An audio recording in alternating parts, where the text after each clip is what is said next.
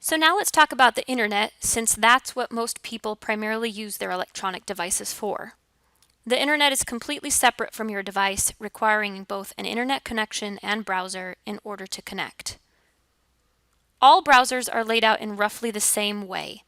In the upper left, you should see arrows that allow you to move back and forth between websites you've been to. These are called navigation buttons. In the middle, you will see the website address and search bar. Just like GPS for cars, a website address tells the browser where to take you. The www stands for World Wide Web. The middle of the address has to do with the website itself, and the end of the address tells you what kind of website you are accessing. This information is extremely important to pay attention to. You want to be sure that you are actually going to the website address you intended to access. The best rule of thumb with the internet is to just use common sense. If your car GPS is directing you to drive into a lake, it's probably best to not proceed. Similarly, if the internet is taking you to a site you don't wish to visit, cancel the process. An internet browser can be opened multiple times if you need to visit various websites simultaneously. Alternatively, you can have multiple tabs open in the same internet window and switch between them by clicking on the one that you want. You can also bookmark or save specific websites to your favorites, making them easier and faster to find on your next visit. Search engines help you find what you want online when you don't have a specific website address. Type a search term into the engine. The more detailed your search, the more relevant your results will be. For example, searching for weather in Hood River, Oregon, as opposed to just weather, will give you much more defined results. However, also keep in mind that companies pay a lot of money to make sure their website shows up at the top of the results list. So the first few websites that appear aren't necessarily the best. When a list of results appears, pay attention to the website address, which you can see below the link to help ensure safety and accuracy.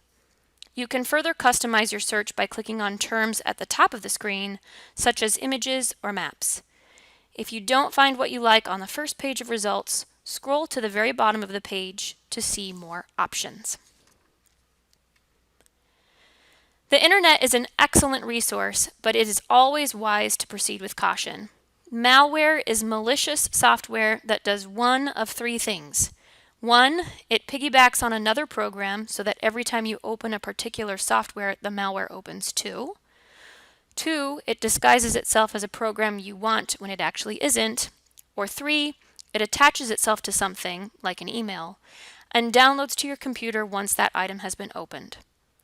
You can mostly avoid malware by using common sense. Don't open strange emails or attachments. Don't click on links in emails unless you are 100% confident in them. Don't download unknown programs, and so forth.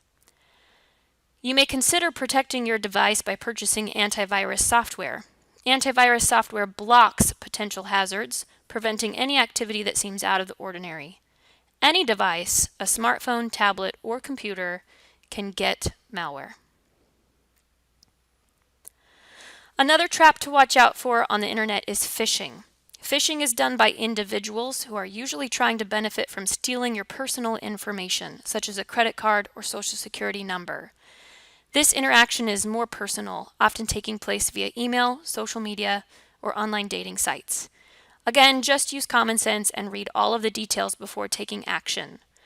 Look for suspicious items like an unusual email address, a sense of urgency, impersonal information, or links that are disguised as connections to other sites. One of the most common things people use the internet for is email, which is just short for electronic mail. If you do not have an email account, please talk to a WorkSource staff member who can assist you in creating one. Email accounts are free and are required for most internet interactions, including completing job applications. If you have the same address for both personal and professional communication, then using your name as the address is typically the best option. No two people can have the same email address unless you are intentionally sharing an account. So if your name is common, you may need to add something to make that email address unique, such as your middle initial or some numbers. However, if you do choose to add numbers, do not use the year you were born or your age.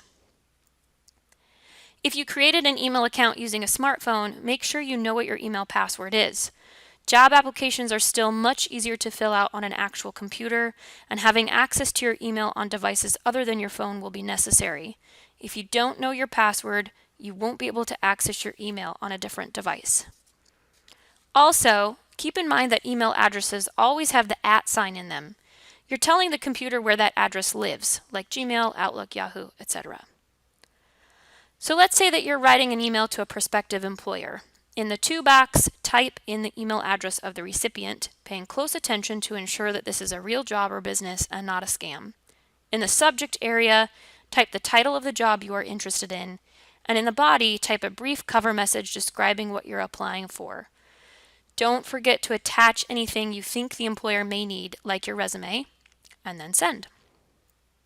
To attach files to an email, look for the picture of a paperclip somewhere on the message. Then tell the computer where that file is saved. If your file is saved to a flash drive, you'll need to make sure that device is plugged in. If the file exists in your email already, you'll either need to forward the original message to the new individual or download and then re-upload it to the new email message. This is a very similar process to uploading documents to online applications. If you do not own a flash drive or use a cloud storage option, we do recommend that you email your resume to yourself so that you always have electronic access to it. Just like you can organize your files using folders on your device, you can also organize your email using folders. Your email will automatically come with an inbox, sent mail, junk or spam mail, and trash. You can add additional folders to help you find messages you need quickly. This is typically done in the settings area of your email account. Please complete the last section of your Basic Computers worksheet. If you have any additional questions about basic computer and internet use, contact your local WorkSource office. You may also consider participating in our social media networking workshop for advice on how to create a professional online presence. Thanks.